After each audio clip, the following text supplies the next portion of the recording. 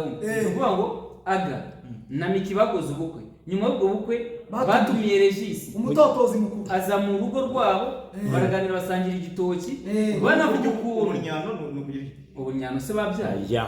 nukuvuga ngo bari baje y'abageni bari muri honeymoon babyita gute umuntu yagiye bageni biriya gutora gusurira gutotorana gutora gusurira kuko hari ibintu bakora wumva ariko nta gusurira yatura kuko nawe yariyeho buri hari yasinze ikintu yabaje gutora yariyeho gute nyine nawe nyine yagize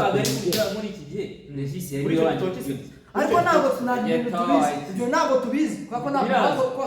kuko birazwi kuko Miki igeze kwivugira mu kiganiro anavuga ngo Regis mubona kuriya buriya na gahunda zo mu gitanda ntaza ashoboye avuga zimiza avuga yuko Regis arangiza vuba ntabwo umuntu rero yarangiza vuba kumutararyama njye natekerezaga ko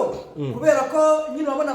natekereza ko batumiye Regis mu buryo bwo kumushimira ko yatotoraga neza yakinguye amarembo ariko nose